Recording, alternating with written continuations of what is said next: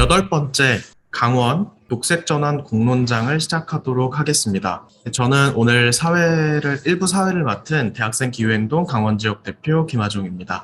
오늘 이 자리는 녹색전환연구소에서 그 10대 녹색전환 정책, 강원 지역의 정책을 초안을 마련하고 이에 맞춰 그 지역의 주체들이 함께 이야기를 나눠서 2022년은 강원도뿐만 아니라 중앙 권력과 지역 권력이 교체되는 시기이잖아요. 네, 그래서 앞으로 2022년과 2025년 사이에 이 10가지 전부가 다 중요한 의제이지만 우리 강원도에서는 특히나 어떤 점이 더 중요하고 필요할지를 효과적으로 잘 나눠주시면 좋겠습니다. 먼저 첫 번째 시간은 강원도 지역의 환경, 기후 관련 강원도 현안을 박성률 목사님께서 발제를 해주실 텐데요. 발제 시간은 5분입니다. 하지만 준비해 주신 자료가 3시간짜리라고 하셔서 그것을 감안하셔서 종료 시간을 감안하셔서 좀 진행해 주시면 감사하겠습니다. 이 자리에서 여러분들 뵙게 돼서 반갑고요. 저는 공식적으로 활동하는 곳은 원주 녹색연합 공동대표로 활동하고 있습니다. 오늘 여러분들에게 먼저 말씀드릴 거는 환경 기후 관련 강원도 현안에 대해서 간단히 말씀을 드리겠습니다. 강원도는 여러분들이 잘 아시는 것처럼 전체 면적 85%가 산림으로 되어 있고요. 한반도의 생태계 보고 백두대간의 중심의 자리에 있는, 그래서 남한의 허파라고 불리고도 있습니다. 그러다 보니까 생태적으로도 굉장히 우수한 그런 여건들을 갖고 있어서 생태자연도 전국 1등급 지역이 52%나 차지하고 있고요. 국립공원, 도립공원, 국립공원 포함해서 9곳, 또 야생 멸종위기 종들이 53%나 서식하는 매우 뛰어난 그런 지역입니다. 그러나 강원도도 역시 잘 아시는 것처럼 기상청 2012년 자료이긴 합니다만은 기후변화 시나리오에 의하면요, 강원도의 21세기 후반의 기온은 2.3도 정도 증가되고 강수량이 강원도 평균 26.4%가 증가되지만 이 동해안 지역은 좀 더 많이 늘어날 것으로 예상을 그렇게 하고 있습니다. 강원도 같은 경우에는 특히 우리가 좀 이미 알고 계시는 거지만 이 백두대간 생태축과 DMZ 생태축으로 이렇게 딱 구분이 되어져 있고, 그 구분선 중심으로 해서 보면 세계 천연 보호구역이 함께 위치하고 있습니다. 또 강원도 내 산림 유전 자원들을 보호하기 위해서 보호림으로 지정되어 있는 산림은 주로 이제 소나무 오림이 가장 많고요. 다음은 주목 신갈나무, 떡갈나무 이런 것들이 중심으로 돼서 초본류 등이 함께하고 있는데요. 산림 유전 자원 보호림도 강원도가 굉장히 많이 보유하고 있습니다. 시군별은 나중에 자료를 참조해서 보시길 바라고요. 그래서 이 자연 자원 보호를 위해서 멸종위기종이나 자연보호, 생태계 우수 보존 지역을 위해서 이 여러 보호구역들을 지정하고 있는데요. 그러나 지금 들어와 있는 현실은 잘 아시는 것처럼 보호지역은 기후위기에도 불구하고 개발 광풍에 직면해 있습니다. 특히 이 강원발전연구원에서 나온 그 자료를 제가 참고해서 넣어드렸는데요. 이 자료는 정윤희 박사님이 연구보고서에 함께 얘기하면서 나온 자료인데, 강원도 환경 문제 갈등 현황들이 각 지역별로 이렇게 쭉 되고 있는데요. 1948년 이후에 대한민국에서 발생한 공공갈등 2029건을 기준으로 해서 500명 이상 집단행동, 100여 명의 집단행동이 1회 이상, 그리고 7일 이상의 대립이 있는 경우만 기록한 거니까 이 자료만 가지고는 전체를 다 포함했다고 할 수는 없고요. 그런데 나중에 이 자료들을 보시는 걸로 하고, 강원도 공공정책 갈등이 그중에서 이제 2029 중에서 강원도 공공정책 갈등이 104건인데 그중에 환경 문제가 32건으로 그러니까 30% 정도를 차지하고 있었다고 하는 것이고요. 그런데 그게 2001년 이후부터 비교해 보면 18건인데 50% 이상의 환경 문제로 갈등을 일으켰다. 그런 연구 보고서를 발표를 했습니다. 오늘 시간 관계상 전체적인 그런 내용들은 제가 다 말씀드리진 않겠는데, 강원도 환경 현안들에 대해서 이미 알고 계신 그런 많은 문제들이 있지만, 지금 윤석열 당선인이 대통령으로 당선된 이후에 상황까지 계속 이어지는 부분들을 포함해서 간단히 말씀을 좀 드리고자 합니다. 첫 번째는 설악산, 이 골프장 난개발 문제인데요. 강원도 골프장 문제는 2010년부터 강원도 골프장 문제 해결을 위한 범도면 대책위를 구성하면서 주민들이 많이 싸웠고, 그 투쟁 결과는 아시는 것처럼 강릉 부정리, 원주 구항리, 홍천 갈마국리, 워룬리, 또 구만리 골프장 등이 취소가 됐었는데요. 그 과정 중에 가장 그 문제점으로 드러난 것들은 인허가 과정의 불법, 탈법 그런 문제들, 그다음에 주민 피해, 그 중에 특히 이제 지역 공동체 파괴라든지 토지 강제 수용 문제, 유기농 피해, 생존권 말살 이런 문제들이 대두되었고요. 그다음에 환경 파괴는 뭐 잘 아시는 것처럼 농약으로 인한 피해, 대기 오염, 지하수 오염, 산림 파괴, 멸종위기종 야생 동식물 파괴, 그리고 골프장 전체가 녹색 사막으로 변하는 그런 문제들이 지적이 되어졌습니다. 그런데 지금 이제 2022년 들어온 대선 이후에 강원도 골프장 문제는 끝났냐? 끝나지가 않았습니다. 그러니까 2021년 6월부터 골프장 이용 합리화 및 골프 산업 혁신 방안을 마련하기 위해서 민간 협업 체계를 구축해서 2022년 1월 달에 골프장 이용 합리화 및 골프 산업 혁신 방안을 발표했는데요. 이 내용이 골프장을 다시 개발하겠다고 하는 그런 내용이고, 현재 전체를 다 담지는 않았습니다만은 제가 강원도 18개 시군 중에서 보니까 강원 지역 홍천 같은 경우에도 갈마곡리 워룬이가 추진된 건데 새로 사업을 시작하려고 준비하고 있고, 또 원주 구항리는 지금 공사 중에 있고 구만리도 공사 중에 있고요. 강릉이나 영월 등 18개 시군에서 골프장 공사 중이거나 새로 만들려고 그런 계획들을 가지고 있습니다. 이게 가장 큰 영향을 준 거죠. 문재인 정부가 발표했지만 윤석열 정부가 이어받아서 진행할 내용들이고, 그 내용은 이제 코로나 때문에 골프장이 늘어나면서 생긴 문제들이었습니다. 결국 2030년도까지 이런 변화의 모습을 갖겠다고 했는데, 그러니까 쉽게 말하면 지자체 친환경 골프장을 확산하겠다고 하는 겁니다. 친환경 골프장이라는 말은 여러분이 뭐 잘 굳이 설명 안 드려도 아시겠지만 저분들은 그런 표현을 즐겨 쓰시죠. 그래서 골프장 난개발이 지속적으로 추진될 거라 그런 예상이 가능하고요.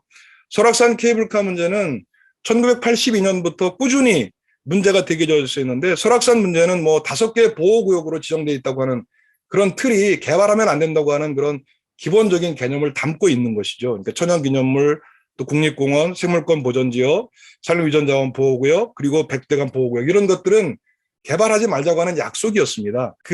그걸로 양양군이 이제 1981년부터 6차례 걸쳐서 오색 케이블카 설치를 시도했고요. 최근까지는 그 2019년도에 환경영향 평가가 부동이 되면서 그게 취소되나 했는데 양양군이 행정심판을 청구하고 그거에 대한 이의 제기가 받아들여져서 환경청에서 환경영향 평가서 제보한 요구가 나가 있는 상태입니다. 그렇다면 끝났느냐? 물론 끝나지 않았습니다. 이번 대선 과정을 통해서 윤석열 후보도 이재명 후보도 케이블카에 찬성하는 의지를 냈고요. 특히 윤석열 후보 같은 경우에는 설악산 케이블카는 무조건 추진하겠다고 하는 그런 얘기를 했는데, 재밌는 것은 이 좌측 하단에 보시면 도내 국립도립공원 및 산호수 해안에 글램핑장이나 캠핑장을 조성해서 국립공원, 놀이공원들을 다 이렇게 유원지화하려고 하는 계획까지도 공약을 담고 있습니다. 그러니까 어떤 마인드를 갖고 있는지 충분히 이해가 되실 것 같고요. 세 번째는 정선 가류항산 알파인 경기장 문제인데요. 요거는 그냥 자료를 참조해서 보시되 이 부분만 좀 현재 첨예하게 갈등되고 있는데, 환경부는 전면 복원 계획을 주장하고 있고 산림청도 여기에 같이 동의를 하고 있습니다만은, 강원도 같은 경우에는 이걸 이제 존치 않은 그런 방안으로, 원래 강원도가 원래 이거를 복원한다고 했던 약속을 했던 거였거든요. 근데 그걸 깨고 뭐 올림픽 생태 평화숲을 조성하겠다든지 이런 방안으로 나오고 있고요. 정선구는 지역이 소외됐으니 이거라도 먹고 살아야 된다고 하면서 극히 찬성하고 있고, 환경단체는 전면 복원 이행을 주장하면서도 이제 굉장히 갈등을 느끼고 있죠. 아래 사진은 나사의 기후위기로 피해받은 지역에 가류항산 이 평창 경기장이 소개된 모습입니다. 그다음에 네 번째 문제는 동해안 신가평 송전선로 문제인데요. 네, 동해안 신가평 송전선로는 초과압 직류 송전선로 계획이고요.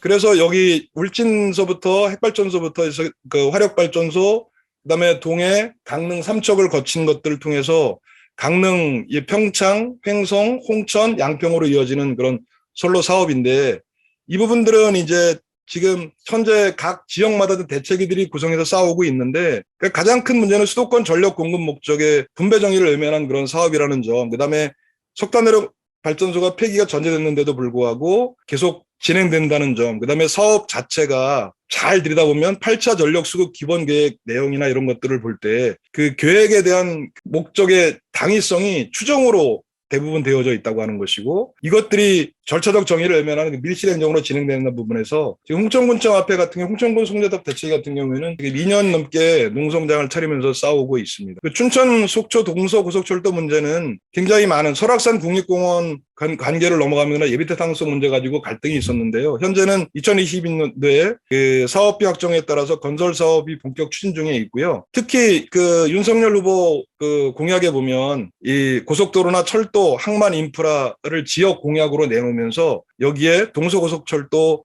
춘천 속초 조기 완공을 공약으로 내걸고 있으니까 이건 굉장히 암담하게 막지 못한 그런 문제가 될 수 있을 것 같고, 원주 열병합 발전소 건설 문제는 SRF로 여러분들이 알고 계신 분들 많이 계실 텐데, 그러니까 끈질긴 투쟁 끝에 2020년도에 최종 백지화를 했습니다. 이쯤에서 막 박수 쳐도 괜찮은데. 그다음에 강릉 그 안인화력 발전소와 삼척 블루파워 석탄화력 발전소 문제는 여러분들이 잘 아실 거예요. 자료 보시고요. 삼척 같은 경우에는 지금 뭐 그 삼척 전체가 지금 굉장히 그 갈등에 놓여 있는 그런 도시의 모습을 보여주고 있죠. 근데 이것도 똑같이 전력수의 과도한 책정 문제라든지 탄소 중립을 이야기했음에도 불구하고 신규 석탄화력 발전소를 건설한다든지 또 수도권을 위한 전력 생산 기지라든지 지역 주민의 반대나 절차적인 그런 정의들을 외면하고 있다는 그런 문제들을 담고 있습니다. 그 횡성 원주 상수원 보호구 해제 문제는 늘 상수원 보호구를 해제하면 안 되는데도 불구하고, 예를 들어 이거는 이제 지역 배분인데요. 그러니까 원주시가 상수원 보호구를 횡성에다 했으면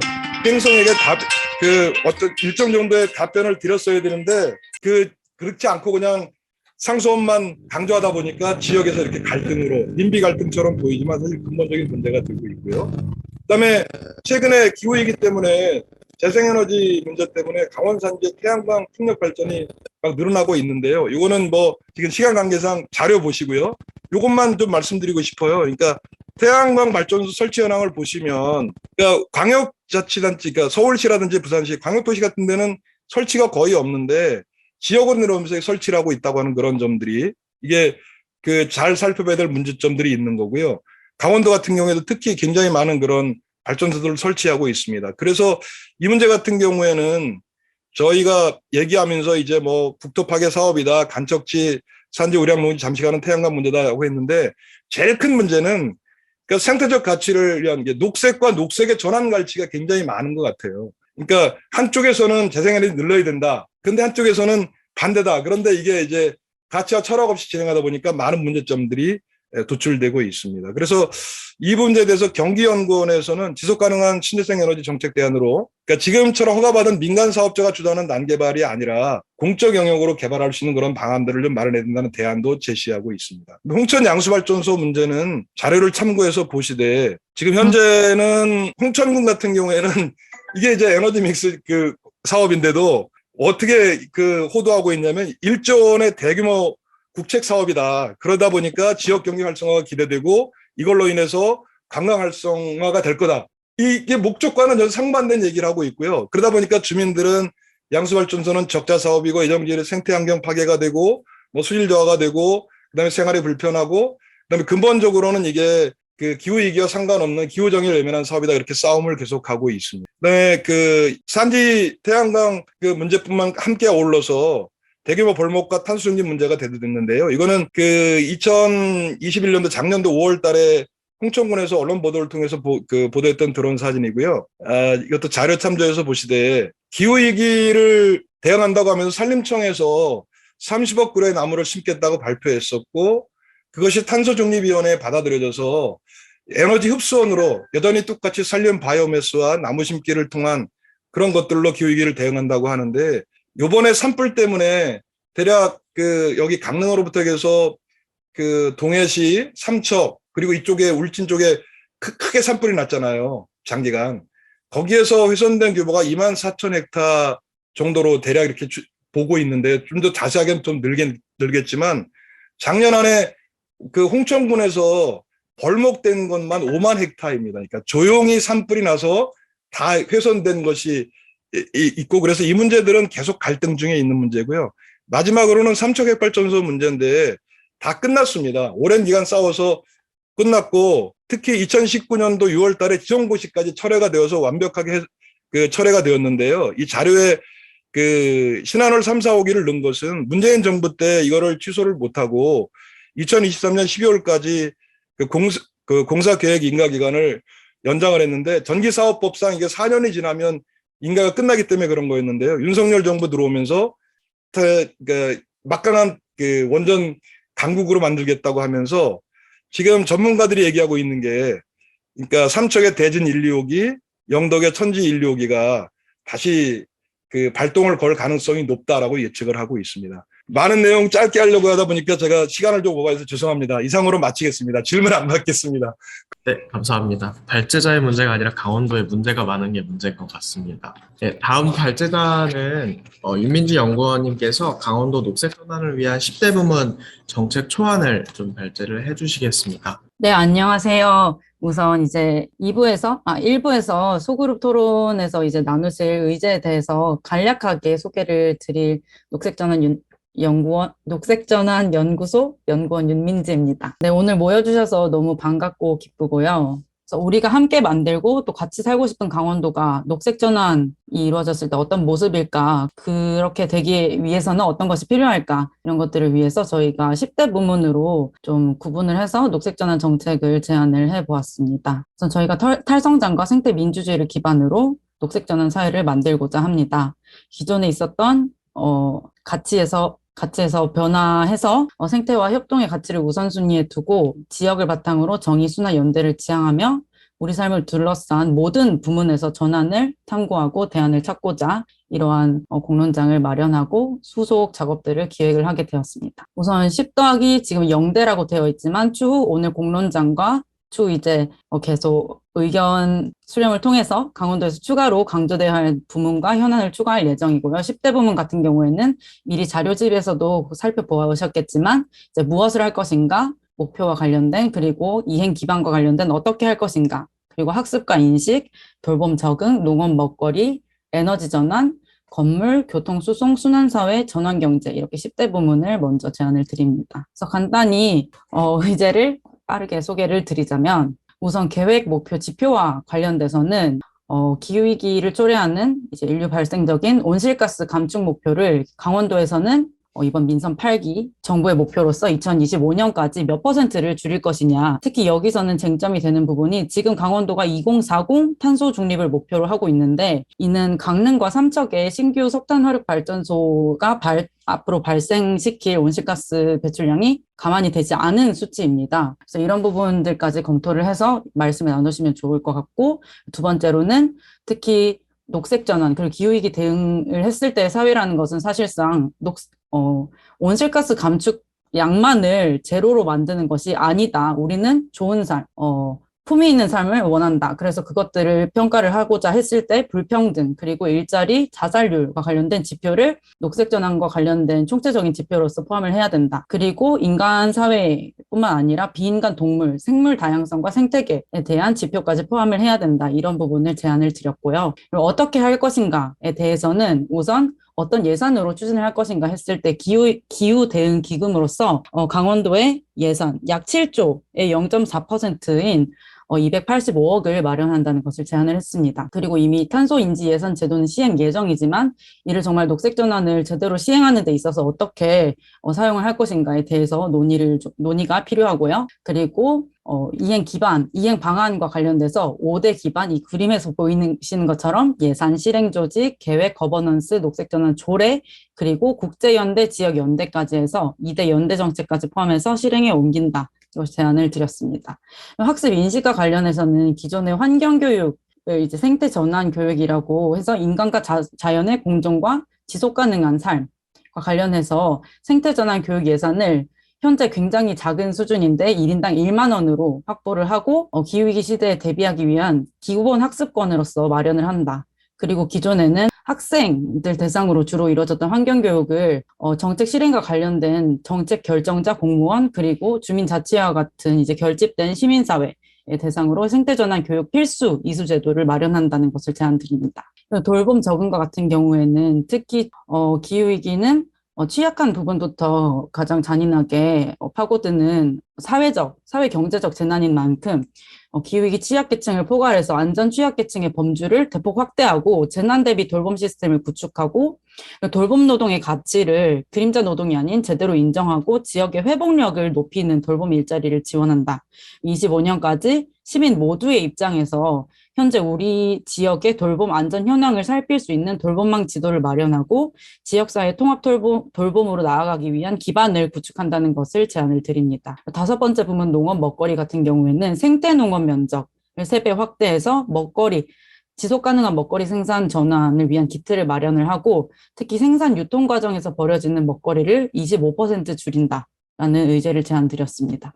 에너지 전환 같은 경우에는 우선 기본적으로 수요 관리가 필요한데요. 2025년까지 최종 에너지 소비를 2017년 대비 15% 절감하고 지역 내 전력 사용량 대비 재생에너지 발전량을 몇 %로 끌어올릴 것인지에 대해서 오늘 수치적으로나 아니면 방향성 측면에서 논의를 해주시면 좋을 것 같고, 두 번째로는 특히 강원도는 사실 에너지 자급은 170%대로 굉장히 사실 다른 지역에 이제 많이 생산의 에너지가 보내지고 있는 상황이라서 그런 것들에 이제 기후정의 관점에서 에너지 전환 정책을 살펴야 하고 그 에너지 전환이 기후정의에 입각한 법제조를 기반으로 정부가 주도적으로 실행한다는 것을 제안드립니다. 사실 이것은 앞서 이제 박성률 목사님께서 발제해 주신 강원도에 있는 생태 관련 문제 현안들과도 밀접한 관련이 되어 있는 의제라고 보실 수 있습니다. 그리고 세 번째로는 1가구 1발전소 지원 정책을 통해서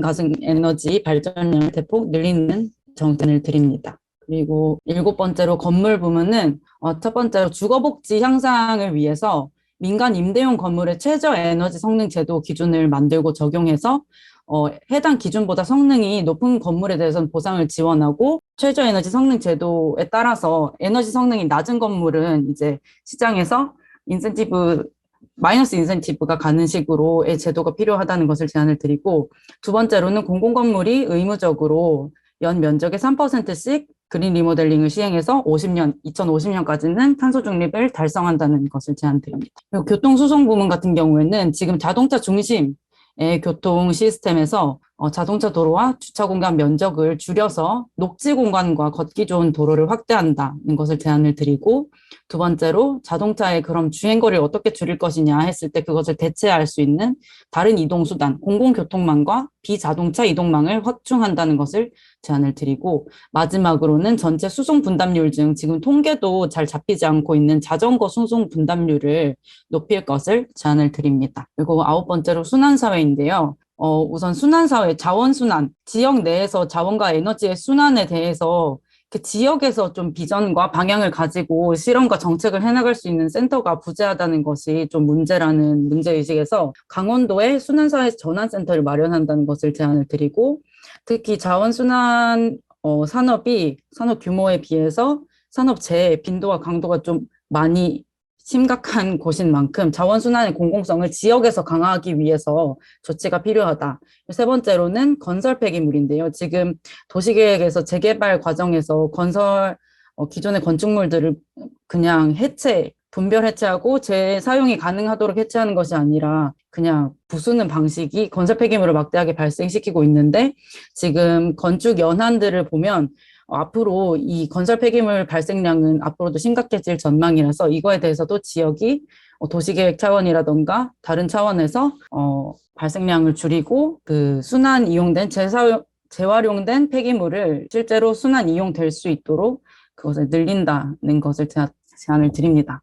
전환경제 같은 경우에는 강원도의 기후대응 및 녹색전환 실천을 위한 강원형 기후일자리를 15,400개, 이것은 도인구의 약 1%에 해당하는 것인데요. 지금처럼 우리가 노동하고 생계에 가담하고 있는 그런 일자리가 기후위기를 가속화시키는 것이 아니라 기후위기에 대응하고 또 우리 사회를 돌보는 방향의 일자리를 만드는 것을, 그리고 그게 인구 어느 정도 이상의 사람들이 그런 일자리에 종사하는 것을 제안을 드리고, 두 번째로는 사회적 금융을 지원하는 공공은행을 설립하고 공공조달로서 공공이 좀 선제적으로 사회적 경제를 활성화한다. 이렇게 제안을 드립니다. 세부적인 내용은 자료집을 좀 같이 보시면서 소그룹 토론에 참여를 해주시면 좋을 것 같고, 오늘 진행 시간표는 저의 발제까지 해서 15분 정도 발제가 있었고, 약 50분간 앞으로 소그룹 토론을 진행을 하고, 그리고 2부에서는 기후정의 관점에서 이제 저희가 소그룹 토론에서 나오는 내용을 다 같이 살펴보면서 다른 조에서 발표한 내용에 대한 코멘트까지 포함을 해서 기후정의 관점에서 다 함께 토의를 하는 시간을 가지고 마치고자 합니다. 그리고 소그룹 및 전체 토의와 관련해서 당부의 말씀을 좀 드리고자 하는데요. 강원도의 특색을 입혀주시면 좋을 것 같습니다.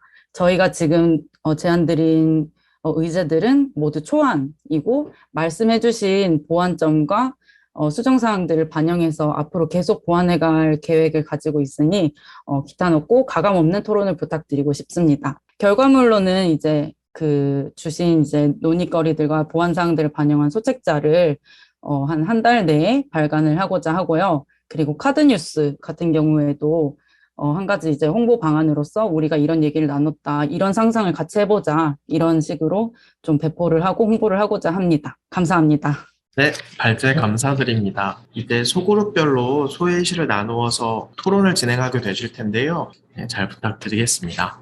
저는 일단 건물에 대해서 이야기를 했습니다. 최저 에너지 성능 제도에서 높은 기준의 건물 보상은 전환 경제 부분 그냥 읽어야 될 것 같은데 지역은행과 결합해 이자율 등에서 혜택을 주는 프로젝트가 가능할 것 같다는 얘기가 나왔고요.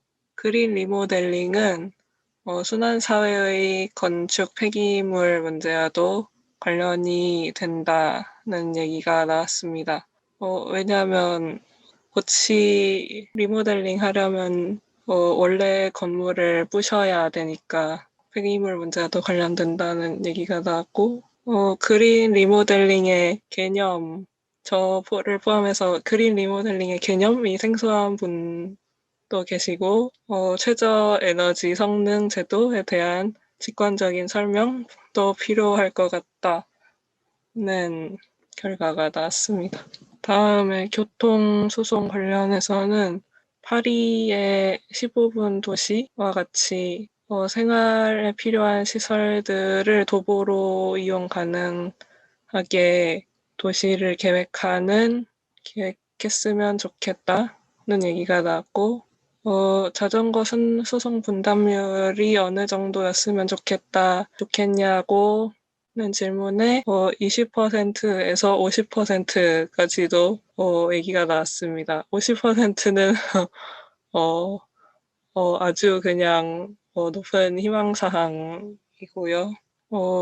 그리고 강원도, 춘천에는 자전거가 어려운 언덕 같은 게 많아서 자전거 이용이 어려운 구간이 있다. 그래서 그런 거에 대한 고려가 필요하고 전동 킥보드 같은 수단들도 고려했으면 좋겠다. 그리고 오래된 도로의 경우에 자전거 도로를 인도를 쪼개는 식으로 해서 걷기도 하고 자전거 이용이 불편한 경우가 많아서 이런 걸 세부적으로 살펴야 한다는 얘기가 나왔습니다. 다음엔 순환사회에 관해서 얘기를 했는데 폐기물 통계의 신뢰성, 정확성이 떨어져서 정확한 통계를 구축하는 게 먼저 우선되어야 한다는 얘기가 나왔고 강원도는 특히 시민사회에서 또 순환경제 실현을 위해 더 적극적으로 목소리를 냈으면 한다는 얘기가 나왔습니다. 그리고 태양광 패널 등 전환 과정에서의 자원 순환에 대해서도 고려가 필요하다는 얘기가 나왔습니다. 태양광 패널이 15년 정도 쓰고 나면은 이제 못 쓰게 되는데 그러면 이거를 또 재활용하거나 할 수 있는 방법도 연구가 필요하다 이런 얘기가 나왔습니다. 그리고 현재 발생하는 폐기물들을 봤을 때 처리 과정이 잘 떠오르지 않는데 불에 태우나 땅에 묻나 이렇게 잘 모르는데 이런 것들에 대한 정보가 더 필요할 것 같다는 얘기도 나왔습니다. 그리고 전환 경제에 대해서는 지역에서 녹색 전환을 위한 일자리에 대해 엉뚱한 상상들이 더 필요하다는 얘기가 나왔습니다. 예를 들어 약간 나온 거는 서울에서 한강에서 에너지를 만들어서 서울 에너지 자립 이런 걸 하자 이런 얘기 나왔습니다. 이런 식으로 엉뚱한 상상들이 필요하다. 그리고 과거에 사라졌던 강원은행 떠오른다는 얘기도 나왔고, 이 지역에 공헌하는 은행이 필요하다는 얘기가 나왔습니다. 제가 청년인데, 저 청년도 이렇게 녹색 전환 일자리를 원한다는, 네, 원합니다. 제 끝입니다. 일단은 두 가지 의제를 가지고 이야기를 좀 나눴는데 좀 시간 관계상 이제 좀 두 개를 다 다루지는 못했고요. 첫 번째 이제 생태농업과 관련돼서는 그럼 농촌에서 실제로 이것들을 할 수 있는 사람들이 남아 있는 거냐라는 이야기들이 좀 되었습니다. 지속 가능한 농촌과 농업들을 위해서는 사람들이 실제로 좀 필요한데 어떤 사람들이 있어야 되겠냐라는 부분들과 그럼 그분들이 실제로 농촌에서 이 생산활동을 지속하기 위해서는 소득이 보장돼야 되는데 그런 소득이 지금 보장되지 못하는 구조들 이제 이런 것들에 대해서 뭐 국가나 혹은 아니면 그 소비자들이 같이 역할들을 해야 되는 부분들이 좀 필요하지 않겠냐라는 부분들에 대한 이야기들이 나왔고요. 그래서 또 강원도는 이제 그 살이 많다 보니까 이제 농업 의제에서 임업과 관련된 부분들도 조금 더 좀 다뤄야 되는 부분들이 아니냐라는 의견도 있었고요. 이제 친환경 농업과 생태 농업에 대한 좀 개념 정리들 이런 것들이 좀 더 돼야 되지 않겠냐라는 부분들입니다. 그리고 이제 그 생산과 유통 과정에서는 조금 더 이 좀 순환 개념이 조금 더 도입이 돼서 이제 뭐 먹거리에 대한 재분배나 혹은 아니면은 유기물들의 좀 순환 과정 이런 것들을 조금 더 가져갔으면 좋겠다 그런 의견들이 있었습니다. 간단하게 이야기하면 기후정의의 관점에서 강원도의 에너지 자급률이 이미 170%가 넘었다고 하는데 왜 석탄 화력 발전소는 더 지어지고 있을까? 이런 고민들에서 에너지 전환에 대한 이야기를 시작을 했고요. 특히나 강원도 차원에서 2040 탄소 중립 선언도 하고 있고 각 지역별로 탄소 중립을 하겠다고 이야기하지만 우리 지역도 아닌 타 지역, 특히 수도권 지역으로의 전기 공급을 위한 사업이 왜 강원도 지역에서 도정이나 시나 군, 지자체에서 왜 반대하지 않고 있을까라는 이야기들을 했습니다. 그리고 특히 공무원들, 이게 환경교육과도 연관이 되지만 생태전환 교육과 같이 공무원들이 기후에너지에 대한 고민들이 없어서 모든 정책들을 단순히 복지나 이런 부분으로밖에 생각하지 못하는 부분이 문제가 있다는 생각을 했고요. 그리고 구체적인 방안으로는 단열 개선 사업이나 태양광 온수기 보급, 그러니까 강원도가 겨울이 춥다 보니까 이런 에너지 전환에 도움이 되는 것들을 지역 도민들에게 제공해 주는 것도 고민해 볼 수 있겠고, 산림 바이오매스 소규모 열병합 발전도 가능하지 않을까라는 제안도 있었는데, 소규모 열병합 발전소 같은 경우에는 매우 소규모여야 한다는 생각이 들고, 그런데 열병합 발전에 대해서는 약간 의문이 든다라는 반론도 있으셨습니다. 그리고 마지막으로는 공장이나 또 강원도청이 저희가 이제 신축이 되는데, 여기부터 태양광, 제로에너지 건물로 전환하는 것이 상징적으로 필요하지 않을까? 이런 이야기도 나누었습니다. 이상입니다. 안녕하세요. 2조의 발표를 맡은 김윤정입니다.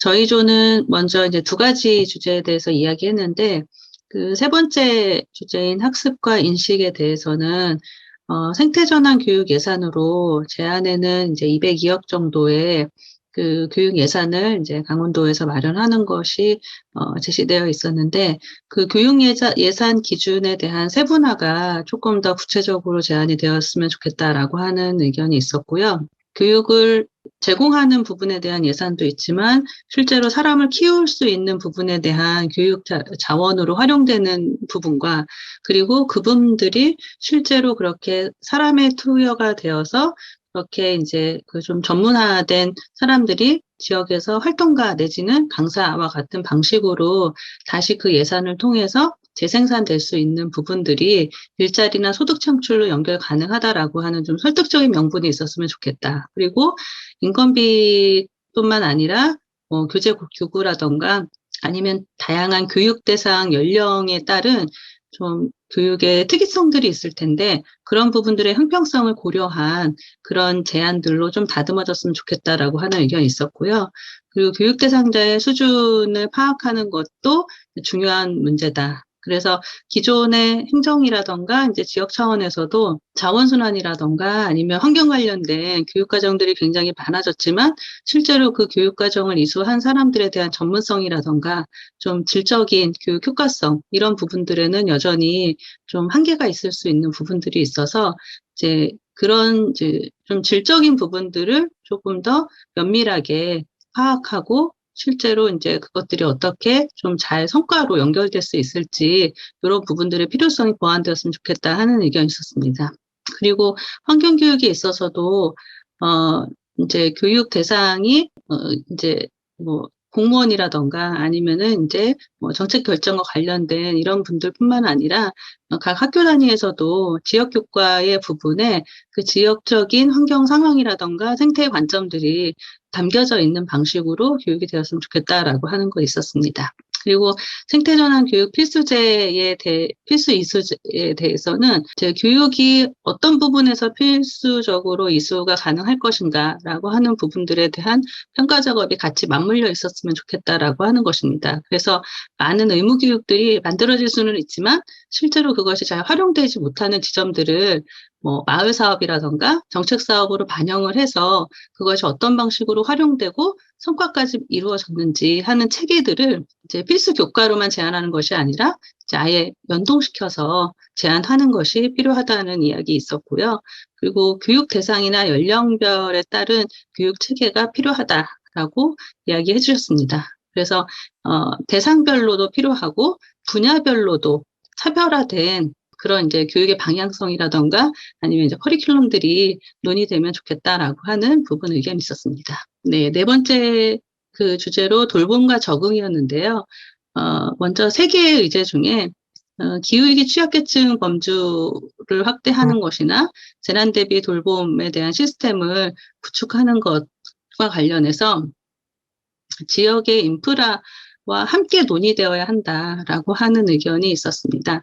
그래서 재난에 대처할 수 있는 안전 시스템의 현황이라던가 필요한 부분들의 보완 사항들을 같이 보는 것, 그리고 뭐 공공거주시설이나 서비스 영역과 같이 이게 재난 대비라고 하는 것이 물리적 인프라, 그리고 실제로 그 외에 이제 사회적인 그 서비스적인 영역의 인프라들이 같이 맞물려야 되는 것이 네, 구체적으로 담겼으면 좋겠다라고 하는 의견이 있었고요.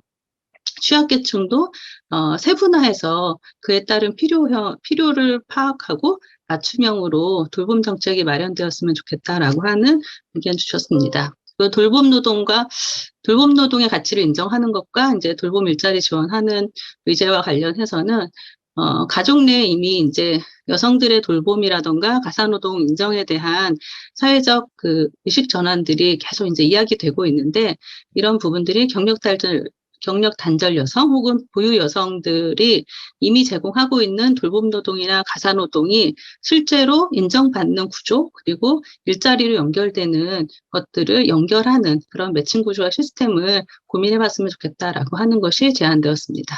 그리고 마지막으로 지역사회 통합돌봄 기반 구축에 대해서는 이제 예보 경보 시스템의 디지털 취약계층의 지원 방식들이 좀 담겼으면 좋겠다. 그래서 디지털 정보나 기기에 익숙하지 않은 시민이라던가 정보 접근성이 취약한 시민들을 위한 지원 사항도 포함이 되었으면 좋겠고, 돌봄이라고 하는 용어 자체가 굉장히 폭넓게 해석이 되다 보니까 이 부분에 대한 공감대를 마련하는 것도 좀 논의되거나 혹은 이제 공론을 통해서 합의될 필요가 있다라고 하는 의견이 있었습니다. 그리고 이제 기존에 존재하는 돌봄 관련 법률들을 좀 숙지를 해서 이제 기존에 있는 것을 보완하는 부분이라던가 아니면 이제 의무 설치의 관점에서 적용됐던 것들을 이제 지역의 상황에 맞는 방식으로 조례를 좀 유연하게 마련하는 그런 고민들이 함께 담겼으면 좋겠다는 의견이 있었습니다.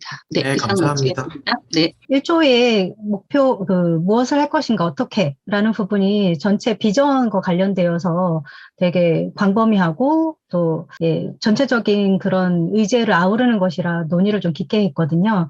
기후 목표에서는 우리 목표가 현실적이지 못하고 선언적인 것이 있다라는 그것을 짚어볼 수 있었습니다. 구체적인 그러한 목표가 나올 수 있는 세부 내용들에 대한 그런 정보가 없는 상태에서 어떤 목표 수치를 정할 수 있느냐 이런 부분에 대해서 고민을 했고요. 그래서 이런 부분들의 목표가 나오려고 한다면 좀 더 세부 내용들이 필요하겠다라는 내용을 했고요.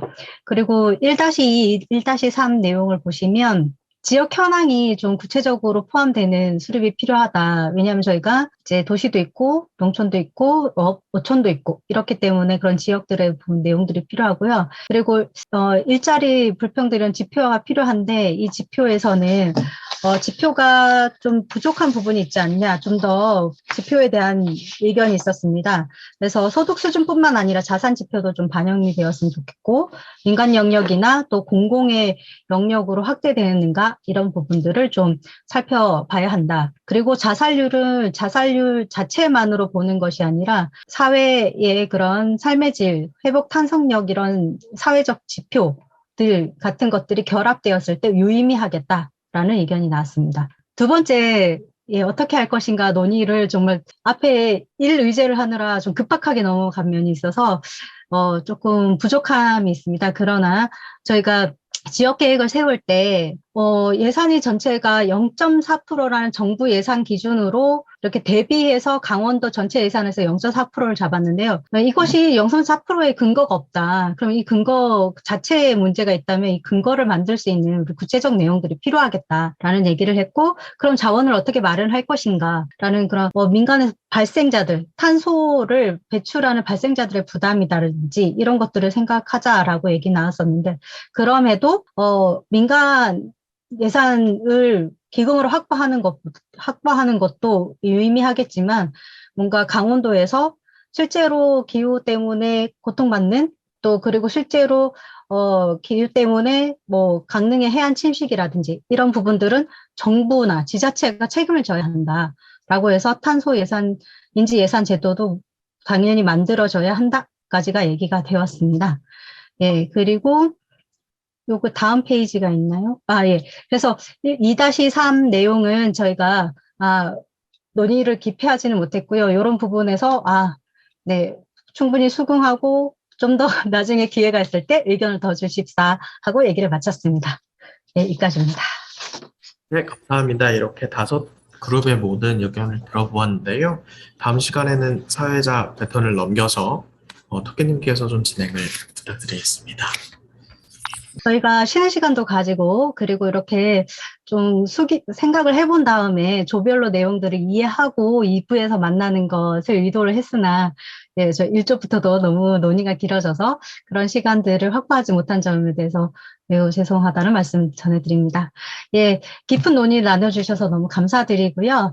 2부에서 저희가, 물론 일부 논의하실 때 분명히 모두가 기후 정의에 대한 감수성이 높으실 거라고 예상을 하고 있고, 그러나 우리가 한 번은 이걸 정말 우리가 논의한 부분들이 정말 기후 정의에 맞는가라는 부분들을 짚어보고 넘어가자라는 의도에서 기후 정의를 한 번 더 확인한 다음에 논의를 조금 더 전체적으로 한번 보고 끝내자라는 의도입니다. 그래서 제가 화면 공유를 하겠습니다.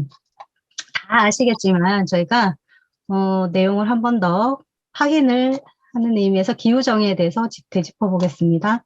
기후정의라는 것은 이렇게 4가지 정의에 대해서 다 아우르는 가치 지향점을 말합니다. 다들 아시겠지만, 이 부분들을 조금 한 번만 확인하겠습니다. 분배적 정의는 기후위기가 초래된 원인을 고려해서 그 책임의 공평한 분담과 기후 취약계층의 우선적 배려에 중점을 보고요. 생산적 정의는 온실가스 배출이 최소화될 수 있도록 생산 구조의 변경, 그리고 절차적 정의는 기후 정책 수립 과정에서 국민의 참여와 의견 반영, 그리고 인정적 정의는 국민은 물론 생태계와 미래 세대, 또 국내는 물론 지구적 차원까지 고려했는가의 정의적인 측면을 모두 살펴서 이러한 가치나 지향점을 가지는 것이 기후 정의라고 정의할 수 있겠습니다. 그래서 이런 기후 정의로 생각해 볼 질문들이 있습니다. 그래서 노동자는 배제하고 에너지 산업 전환은 가능한가? 농민 없이 먹거리 보장이 가능한가? 성평등 없이 사회 재생성은 가능한가? 아동과 청소년 없이 미래 가능한가? 자, 우산자라는 건 이제 가난한 사람들이죠. 저소득층. 그거가 실업자들 배제하고 사회 유지될 수 있는가? 이웃 없이 평화로울 수 있는가? 난민을 지구 공동 주민이 아니라 인간 재난으로 보는 국경 정책은 정당한가? 그리고 기후 재난이 가난한 곳에 덮쳐온다면 북쪽에서 가장 먼저 재난 피해자들이 발생할 때 우리는 남북 기후 협력 모델이 있는가? 예, 좀 더 우리가 논의한 것보다도 좀 더 광범위하게 내용이 또 다뤄질 수 있겠습니다. 네, 그래서 저희가 좀 돌아볼 부분은요, 기후정의에 맞게 각조가 지금 정리된 내용들이 있는데요. 기후정의에 맞게 우리가 논의가 잘 되었는가라는 걸 한 번만 더 짚어보고요. 네, 이런 집담회가 쉽지 않은 기회입니다. 너무 오랜 시간 참여해 주셔서 감사하고 모두 함께 참여해 주셔서 고생하신 여러분 스스로와 모든 참여자들께 박수 한번 보내시고 끝내겠습니다. 너무 감사합니다.